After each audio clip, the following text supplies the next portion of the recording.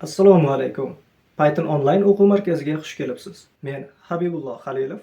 Shu onlayn o'quv markazi asoschisiman. Anchadan beri dasturlashga o'qitish, informatika o'qituvchilariga olimpiadaga, attestatsiyaga tayyorlanishlariga yordam berib kelaman. Unda bugungi darsimizni boshladik. Navbatdagi qo'shimcha darsimizni boshlaymiz. Chunki bu har kuni bo'layotgan jonli efirlarimizdan tashqari qo'shimcha dars hisoblanadi. Ushbu dars O'zbekiston informatiklari hamjamiyatidan olingan bo'lib, hamjamiyatimizda siz informatikani noldan oson va mukammal o'rganasiz. Sababi hozirgi vaqtda hamjamiyatimizda har kuni yakshanbadan tashqari jonli efirda darslar olib borilmoqda. Siz hamjamiyatimizda o'z darsingizda ishlatishingiz uchun kerakli dasturlar, kerakli materiallarni olasiz. Agar siz o'qituvchi bo'lsangiz, attestatsiyaga tayyorlanish, o'quvchi bo'lsangiz, olimpiadaga tayyorlanasiz.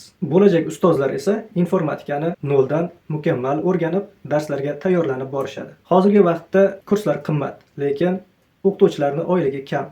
Shuning uchun biz bu hamjamiyatni o'qituvchilarga yordam tariqasida tashkil qilganmiz. Jonli efirdagi darslarga qatnasha olmagan ustozlar uchun darslar albatta guruhga saqlab boriladi. Shunday ekan, vaqtingizni va pulingizni tejang. Hamjamiyatimizga a'zo bo'lish uchun ekranda ko'rib turgan manzillaringizga murojaat qiling. Maqsadimiz yurtimizdagi eng kuchli informatiklarni hamjamiyatimizda birlashtirish. Sizni ham hamjamiyatimizda kutib qolamiz. Bu darsdan maqsad attestatsiyada YG masalalari berilyapti. Lekin men mana shu YG masalalarining yechimlarini ko'ryapmanki, ko'pchiligida yechimlarni nega aynan shunaqa yechilayotgani tushuntirilmayapti. Faqatgina yechimni yo'li o'rgatilyapti, lekin nimaga aynan shunaqa yechilayapti, bu narsa haqida so'z bormayapti.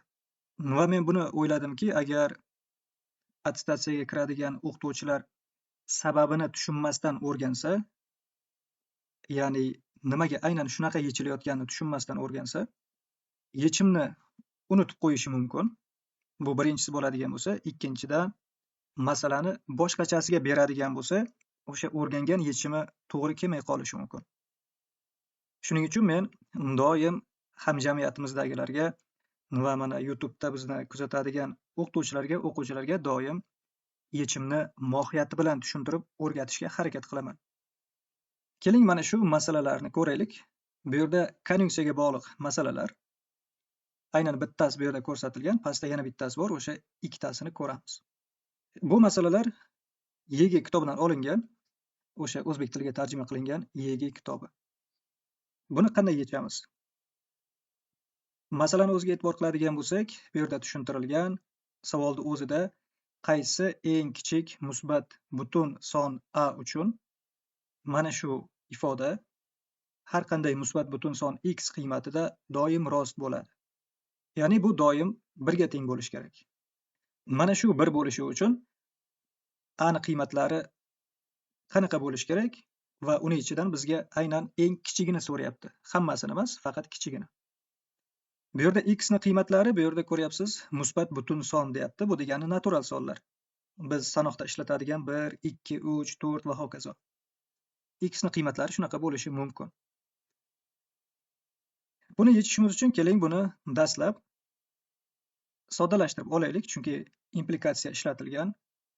Bu uchun sizlarga tushunarli bo'lishi uchun mana shuni a, bunisini b, bunisini s deb qayta yozib olaman, chunki mana bu yerdagi ishoralarni adashtirib yubormasliklaringiz uchun. Mana a, implikatsiya b, implikatsiya s. Mana shu holatda hozir bu turibdi. Mana bu yerda endi qovsi ham bor. Buni soddalashtiradigan bo'lsak, birinchisining inkori dezunksiya. Endi mana bu qovusni o'zi bo'lgan paytda birdanisiga endi ichidagisini yozsak bo'ladi.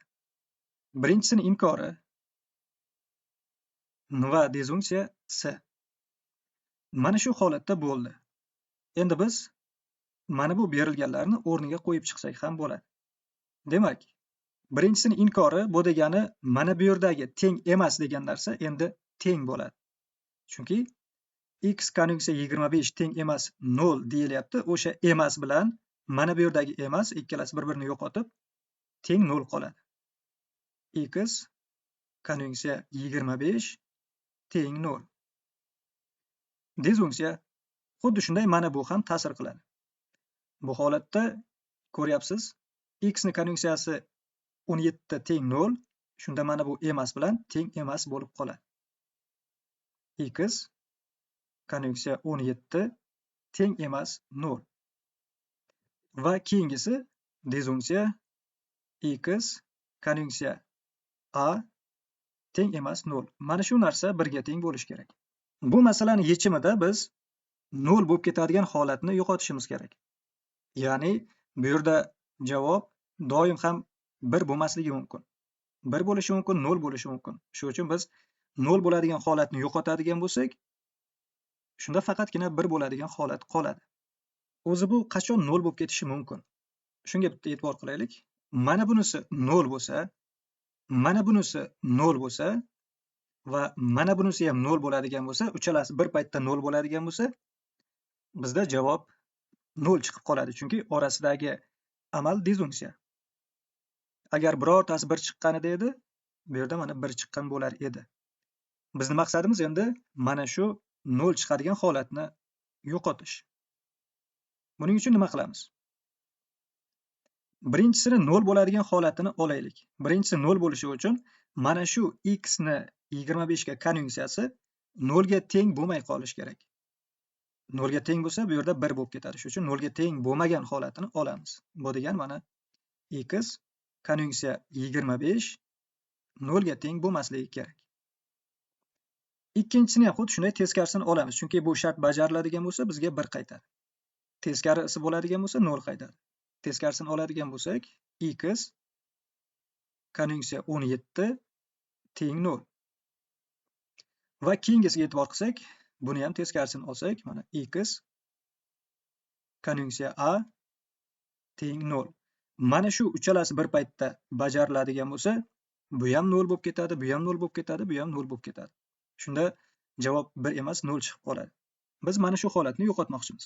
Buni yo'qotish uchun birinchi navbatda keling, mana bu ikkalasi mana shu shartlar bajariladigan holatni ko'raylik. Ya'ni x qanaqa qiymatlarda bo'lsa, bunisida 0 chiqmay qoladi, bunisida 0 chiqib qoladi. Buning uchun mana shu 25 ni o'tkazib olaylik ikkilik sanoq sistemasiga. Buni biz 16 plus 9 deyishimiz mumkin. Shuning uchun mana shu ko'rinishda yozaylik. Bu degani mana bu yerda bitta 1 bo'lishi kerak. Mana shunday. 16 plus 9. Ikkinchisi 17 ni o'tkazadigan bo'lsak, bu 16 plus 1 degani mana shunday. Ana endi bizda mana ikkita son bor. Mana bunisi 0 chiqmasligi uchun mana shu birlarni ostida 1 keladigan x ni qiymatlari kerak. Bular qanday qiymatlar bo'lishi mumkin? 1 bo'lishi mumkin. Keyin mana bu yerda 1 keladigan mana 8 bo'lishi mumkin. Keyin mana bu yerda 1 keladigan 16 bo'lishi mumkin.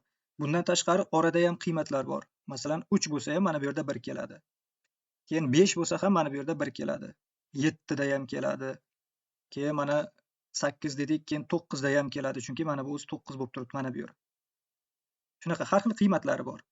Endi ikkinchisi 0 bo'lib ketishi uchun qanaqa qiymatlar bo'lishi kerak? Ikkinchisi 0 bo'lib ketishi uchun mana bu yerlarda bizda 1 kelish kerak. Mana bularning tagida 0 kelish kerak. Ya'ni o'rtada 1 keladimi, 0 keladimi farqi yo'q. Mana bunda 0 bo'lgani uchun baribir konjunksiya 0 bo'lib ketadi. Ikkita chekka bizga muhim. Bular bizda demak 0 kelishi shart. Aks holda 1 kelib qolsa, bu tarafda 0 bo'lmay qoladi. Shuning uchun buni biz inkorni olamiz. Ya'ni teskarisiga birlarni 0 ga, 0 larni 1 ga aylantirib olamiz. Mana bunisi 0, 1, 1, 1, 0. Mana bizda yangi son hosil bo'ldi. Mana shu son buni qanoatlantiradi, mana bu son buni qanoatlantiradi. Ya'ni mana bu son demoqchiman. Endi bu ikkalasini ham qanoatlantiradigan sonlarni topishimiz uchun bu ikkalasini konjunksiyasini olamiz. 1, 1, 0, 0, 1 tepadagisini yozdim. 0, 1, 1, 1, 0. Bu ikkalasini konjunksiyasini oladigan bo'lsak, bizda mana bunisi 0, bunisi 0, bunisi 0, bunisi 1, bunisi 0 bo'ladi. Mana shu son bizda bu ikkalasini ham qanoatlantiradigan son. Ya'ni ikkalasini ham 0 qilib yuboradi. X agar mana shu songa teng bo'lib qolsa, ikkilik sanoq tizimida bunisi 0 ga teng bo'lmay qoladi, mana bunisi 0 ga teng bo'lib qoladi. Ya'ni ikkalasini ham qanoatlantiradi. Endi agar biz shu sonni a ga beradigan bo'lsak, x mana shu songa teng bo'lib turibdi. A ga ham shu sonni beradigan bo'lsak, mana 0, 1, 0, 0, 0. Va bularni konversiya qildiradigan bo'lsak, bizda hozir 0 chiqish kerak edi, bu ham 0 bo'lib ketishi uchun. Biz esa mana shu holatni biz 0 chiqishini oldini olmoqchimiz. Shu uchun x ga teng sonni olyapmiz. Mana x mana bu songa teng bo'lib turibdi. A ga ham aynan shu sonni oldik. Va ikkalasining konversiyasi yana shu sonni o'zi bo'ladi. Bu degani mana bu 0 ga teng bo'lmay qoldi degani. Chunki mana ko'ryapsiz, bu 0 ga teng emas. Bu 8 ga teng. Shundan kelib chiqib biz a ga beriladigan son 8 deyishimiz mumkin. A ga 8 beradigan bo'lsak, mana bu ikkalasi 0 bo'lib ketgan vaqtda ham a bu yerda 0 bo'lmaydi. Shunda bizda bittaginasi 1 bo'lib qoladi, qolganlari 0 bo'ladi. Boshqa holatlarda hammasi 1 bo'lishi mumkin yoki bunisi 1 bo'lishi mumkin, bunisi 1 bo'lishi mumkin. Farqi yo'q. Hech bo'lmaganda bittasi 1 bo'ladi. Endi yana sal chuqurroq to'xtaladigan bo'lsak, masalan, mana bu 25 ni olib aytdikki, buni qanoatlantirishi uchun mana shu birlarni tagida 1 keladigan sonlar bo'lishi kerak dedik. Bu sonlar qanday sonlarligini yozmadik. Keling, mana yozib ko'rsatishim mumkin. Qanday sonlar bo'lishi mumkin? Mana bu yerda 1 kelishi mumkin bo'lgan 1 ni o'zi. Keyin bu yerda 1 kelishi mumkin bo'lgan bizda 3 bo'lishi mumkin. 3 da ham mana 11 bo'ladi. Mana bunisi 1 bo'lib qoladi. Keyingisi 5. Nimaga 4 ni olmadik yoki 2 ni olmadik? 2 bizda mana bunaqa ko'rinishda bo'ladi. Ko'ryapsiz, 1 ni o'rnida 1 kelmayapti. 4 bizda bunaqa ko'rinishda bo'ladi. 1, 0, 0. Shundan biz bilishimiz mumkin, bu yerda faqatgina tog' sonlarni olib ketyapmiz. 1, 3, 5, keyin mana 7, 8 ni o'zini ola olamizmi? Ola olamiz, chunki mana bu yerda 1 bor. Mana shu yerga yetgunicha faqatgina tog' sonlarni oldik. 8 ni ko'rinishi mana ko'rdingiz, mana bunaqa ko'rinishda bo'lyapti. Qolgani mana 9, 10 bularni olib ketish mumkin. Mana bu ikkinchisini qanoatlantiradigan sonlar qanaqa sonlar?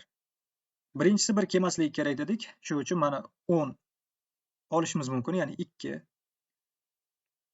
Keyingisi 3 olishimiz mumkinmi? Yo'q, chunki mana bu yerda 1 kelib qoladi. Shuning uchun bu yerda hozir faqatgina juft sonlarni olsak bo'ladi. Tog' sonlarda oxirida 1 kelib qoladi. Shuning uchun mana 4, keyingisi 6, keyingisi 8, keyingisi 10, 12, 14 shunaqa ketyapti. Va bularni ichidan mana ikkalasini ichidan biz konversiya qilgan paytimiz ikkalasiga ham tegishli sonlar olindi. Bu sonlar qanday sonlar? Bu yerda ko'radigan bo'lsak, mana ikkalasida ham bori 8 dan boshlangan. 8, keyin 10, keyingisi mana bizda 12 deylik. Mana shunaqa sonlar. Bularning ichida eng kichigi ko'ryapsiz 8. Shuning uchun a 8 ga teng bo'ldi. Sababi biz o'sha x ga teng bo'lgan sonni oldik. Shunda natija mana bu yerda 0 emas, 0 dan farqli son chiqadi. Maqsadimiz shu 0 dan farqli son chiqarish. Bu yerda 8 chiqdi, lekin bu yerda 10, 12 degan sonlar ham bor-ku degan sizda savol bo'lishi mumkin. Bu yerda 10 qanaqa ko'rinishda bo'ladi? Masalan, 10 mana shunaqa ko'rinishda. 12 qanaqa ko'rinishda bo'ladi? Mana bunaqa ko'rinishda. Ko'ryapsiz, mana bu yerlarda 1 kelyapti. Ya'ni keladigan bo'lsa. Keyin mana buni tagida ham 1 kelyapti. Va konversiya qilgan paytimiz baribir bizda 0 dan farqli son chiqib qoladi. Bu degani a ga mana shu sonlarni ham berishimiz mumkin. Lekin bularning ichidan bizga eng kichkinasini so'ragani uchun biz aynan mana shu 8 ni o'zini oldik. Mana bular ham to'g'ri keladi. Ya'ni mana bu 0 chiqmasdan 0 dan farqli son chiqadi. Lekin bu 10, 12 eng kichkinasi emas. Ulardan kichkinasi mana 8 bor. Endi buni tushungan bo'lsangiz, keling keyingisini tezroq yechamiz. Xabaringiz bo'lsa kerak, informatika fanidan attestatsiyada, olimpiadada har yili xalqaro darajadagi murakkab masalalar berilmoqda. Lekin bunday masalalarni yechimini o'rgatadigan va shu kabi masalalar jamlangan qo'llanma shu paytgacha o'zbek tilida menimcha yo'q edi. Bu kitobdan esa siz aynan o'zbek tilida xalqaro darajadagi informatika fanidan attestatsiya masalalarini bir qanchasini yechimlarini o'rganishingiz mumkin. Va shu kabi namunaviy masalalarni yechib siz bilmingizni oshirasiz. Demak, endi informatika fanidan bu kabi jamlanma bor. Bu kitob har bir informatika o'qituvchisida va informatika faniga qiziqadigan, olimpiadalarga tayyorlanadigan informatika o'quvchilarida ham bo'lishi kerak. Bundan tashqari, albatta informatika o'qituvchisi bo'lmoqchi bo'lgan talabalarda ham bu kitob bo'lishi kerak. Kitob elektron shaklda bo'lib, siz undan istalgan joyda, telefonda va kompyuterda foydalansangiz bo'ladi. Kitobni yuklab olish uchun Telegramdan foydali kitoblar kanali deb qidiring yoki bizga murojaat qiling. Demak, nima qilamiz? Birinchi mana buni soddalashtirib olamiz. Keling soddalashtiraylik. Birinchisini o'zini yozadigan bo'lsak, x konjunksiya 39 teng 0 tezunksiya. Mana bunisini inkorni yozamiz, chunki mana bu yerda implikatsiya turibdi. Buni biz hozir ochmoqchimiz. Shunda mana bu teng 0 teng emasga aylanib qoladi.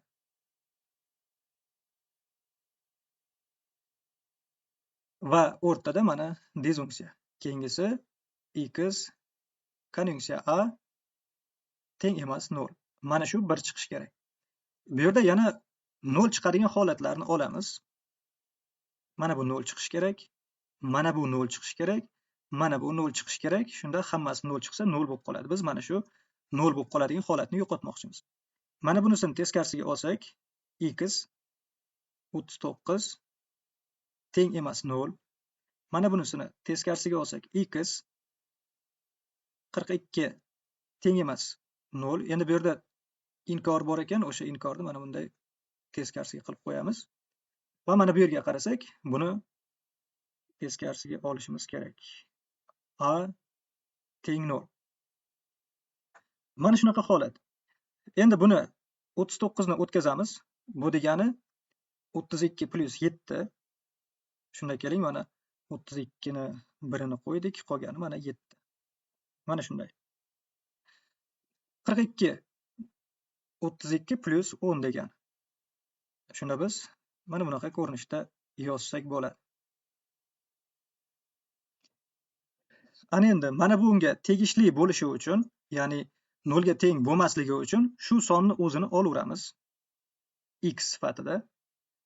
Ikkinchisida 42 bilan konjunksiya qilgan paytimiz 0 bo'lib qolishi uchun mana bu birlarni tagida bizda 1 kelmasligi kerak. Shuning uchun buni biz 0 ni 1 ga, 1 ni 0 ga aylantirib olamiz.